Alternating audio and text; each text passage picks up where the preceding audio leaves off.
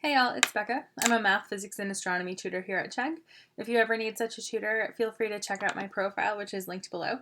But today I'm going to talk to y'all about factoring polynomials. So if you're in an algebra class, you've likely run into factoring integers before, and what that means is taking a number, like 20, and splitting it up into groups of numbers that multiply back to 20. So for instance, 1 and 20, 2 and 10, 4 and 5, and then 5 and 4, 10 and 2, and 20 and 1. 1, 2, 4, 5, 10, and 20 then are all factors of 20. Now, just as you can do that with an integer, we can also do that with a polynomial, and it is usually pretty common practice to factor a trinomial, or a polynomial with three terms: an x squared term, an x term, and a constant term. Now this is called a quadratic polynomial or a quadratic trinomial. And in this form, quadratic polynomials are given as ax squared plus bx plus c.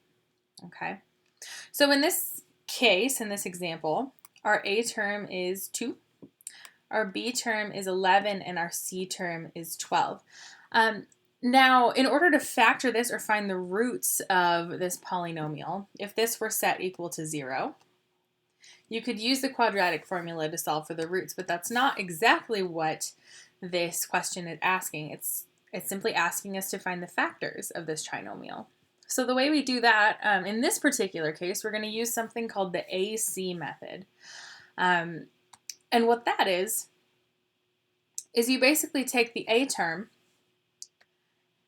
and multiply it by the c term. And that is 2 times 12, which is 24.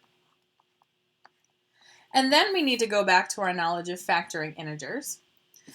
And we need to factor this number. So 24 has a lot of factors. We have 1 in 24. We have 2 times 12. Of course, we just used that one. We have 3 times 8. And we have 4 times 6. And then the list continues kind of backwards. We have 6 times 4, 8 times 3, 12 times 2, and 1 times 24.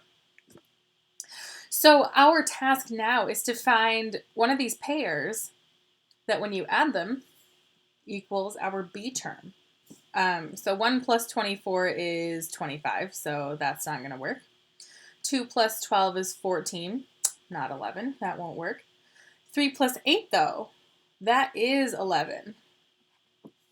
So what we do is we expand this 11x into 8x plus 3x. And what we can do is we can rewrite our trinomial as a polynomial with 4 terms now. So instead of 2x squared plus 11x plus 12, we have 2x squared plus 8x plus 3x plus 12. And then I'm going to put a little divider right down the middle. Okay, so let's look at just this half right here. What are some things that are common between 2x squared and 8x? Well, what is something that we can pull out of 2 and 8? Well, 2 is a common factor of both 2 and 8, so we can pull a 2 out. And a common factor between x squared and x, well, x is x times x, or x squared is x times x, so we can pull a common x out of there. And what do we have left over? Well, we pulled a 2x out of 2x squared, which is 2xx, so the only thing left is an x. Likewise, we pulled a 2x out of an 8x, that means the x's cancel. And 8 divided by 2 is 4, so the only thing left over is 4. All right, so now let's look at the 3x and the 12. So what is common between 3 and 12? 3 has factors of 3 and 1. 12 has a bunch of 12, 2 and 6, 3 and 4. 3 is a factor of 12, so we can pull a positive 3 out of here. We can't pull an x out because 12 doesn't have an x. So if we've pulled a 3 out of a 3x, the only thing remaining is x. And if we pull a 3 out of a 12 or divide 12 by 3, the only thing remaining is 4. Now this is a point where you should probably stop and do a little sanity check. The thing inside the parentheses should be equal. Okay, and it is for us. It's x plus 4 and x plus 4. So we know that we can build our factors starting with this one. And turns out one of your factors is whatever is in the parentheses. One of our factors is x plus 4.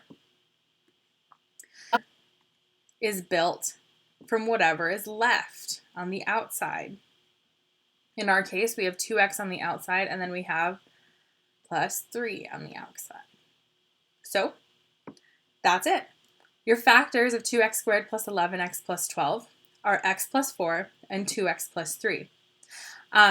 If you were to multiply them together, distribute the x to the 2x and the 3, and then distribute the 4 to the 2x and the 3, or FOIL this out, you should end up with what you start with. And that's a good sanity check. If you'd like to check your work, that's always a valid thing to do. Take your factors, multiply them out, and you should get what you started with. Okay, so this is an introduction to factoring polynomials by the AC method. Hope this helped you out. If you need any help with factoring polynomials, feel free to hit me up or any other math tutor here on Chegg. Okay, bye guys.